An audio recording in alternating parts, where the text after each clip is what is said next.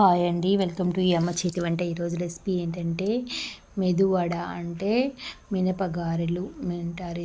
ఇది మనం నేనైతే ఇక్కడ ఒక గ్లాసు అంటే కాలు కేజీ మాత్రమే అయితే వేసినాను. కాలు కేజీకి ఎన్ని గారెలు అయినాయంటే 16 గారెలు అయింది. నేనైతే పిండి చాలానే వేసుకున్నాను. మనం ఈ మినపప్పు మనం బ్రాండెడ్ తీసుకుంటే పిండి వదుగుబడి అవుతుంది, పిండి కన్సిస్టెంట్ బాగా మెదుగుతుంది, ఎక్కువ వడలు అవుతాయి. కాబట్టి మనం బ్రాండెడ్ మినపగుళ్ళు అయితే తీసుకోవాలి. నేనైతే బ్రాండెడ్ మినపగుళ్ళు అయితే తీసుకున్నాను.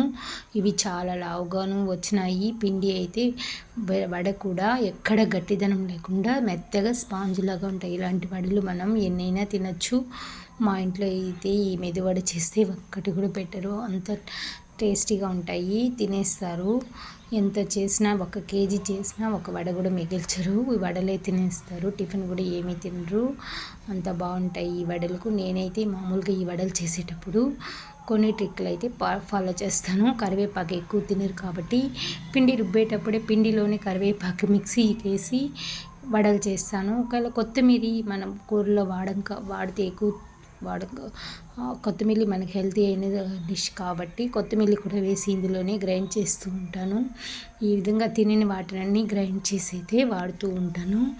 పిండి చూడండి, మనం మంచి క్వాలిటీ మిరపగుండ్లు తీసుకుంటే ఈ విధంగా పిండి కన్సిస్టెన్సీ అయితే ఉంటుంది. బాగా 2 గంటల సేపు నానబెట్టి అయితే మిక్సీకి వేసుకొని పిండి అయితే రెడీ చేసుకున్నాను. అందులోనే పచ్చిమిరపకాయలు, దానికి కావాల్సినంత ఉప్పు, సాల్ట్ అయితే వేసుకుని మిక్సీకి అయితే చేసుకున్న తర్వాత ఆయిల్ అయితే వేడి చేసుకున్నాను. ఆయిల్ వేడెక్కిన తర్వాత జీలకర్ర, మిరియాలు అయితే వేసుకున్నాను.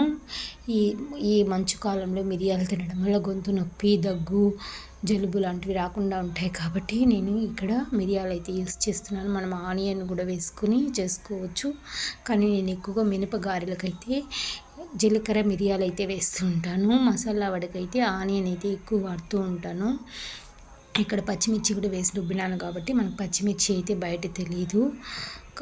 ఈ విధంగా టీ స్ట్రైనర్లో అయితే మెదువడను వేసి అందులో హోల్ చేసి వడ అయితే ఒకసారికైతే 5 వడలు అయితే వేసుకున్నాను కాబట్టి ఇప్పుడు నాకైతే ఇక్కడ 16 వడలు అయితే అయ్యింది. ఇవైతే చాలా అంటే మనం అప్పుడే రుబ్బి కాల్చినా కూడా స్పాంజ్ లాగా ఉంటుంది. నోట్లో వేస్తే వెన్నలా కరిగిపోతాయి, అంత టేస్టీగా ఉన్నాయి ఈ గారెలు. ఫస్ట్ గారె అయితే దేవుడికి నైవేద్యం పెట్టేసి తర్వాత అయితే ప్లేట్లో తీసి అయితే పెట్టినాను. ఎప్పుడైనా ఏదైనా చేసినప్పుడు దోశ కాల్చినా కూడా నేనైతే దేవుడికి అయితే నైవేద్యం పెట్టేసి తర్వాతే నేను పిల్లలకైతే పెడుతూ ఉంటాను. అది నాకు ఎప్పటి నుంచో అలవాటు అయితే ఉంది. ఈ విధంగా గారెలు అయితే మీడియం సైజులో పెట్టి బాగా ఎర్రగా వచ్చే వరకు అయితే కాల్చుకోవాలి. నాకైతే ఇక్కడ 3 వాయిల్కి అయితే వచ్చింది ఒకే గ్లాస్ మినపగుళ్ళు. మనం ఈ వడలు బయట తీయాలంటే ఒకటి 10 రూపాయలు తక్కువ లేదు. అట్లాంటప్పుడు మనం ఇంట్లోనే ఒక గ్లాస్ పిండితో 15 గారెలు వస్తే ఎంత బెనిఫిట్ కదండి. కాబట్టి పిల్లలకి బయట స్నాక్స్ కొనే పని లేకుండా ఈ విధంగా మనం అప్పుడప్పుడు చేసుకుంటా ఉంటే హెల్తీ అయిన ఫుడ్డు, దీనివల్ల మనకి హెల్తీ సేవింగ్ అయితే కుదురుతాయి. కాబట్టి తప్పకుండా అయితే మీరు ఏమైనా ఇంట్లో తినాలి, పిల్లలు స్నాక్స్కి లేవు అని బయట పోయి కొనుక్కోరాకుండా ఇలాంటి రెసిపీలు అయితే ట్రై చేస్తూ ఉండండి. ఈవినింగ్ పిల్లలు స్నాక్స్కి వచ్చే టైంకి అయితే రెడీ చేసి పెట్టుకోండి. సూపర్ అంటే సూపర్ టేస్టీగా ఉంటాయి, తక్కువ ఖర్చుతోనే పోతుంది. మనకు మినపగుళ్ళు అయితే మామూలుగా 110-100 రూపాయలు అయితే ఇస్తారు. పావు కేజీ అంటే 25 రూపీస్. ఆయిల్ అయితే పావు లీటర్ కూడా పడుతుంది. ఆయిల్ అయితే హాఫ్ గ్లాస్ కూడా అయితే ఇచ్చదు. వీడియో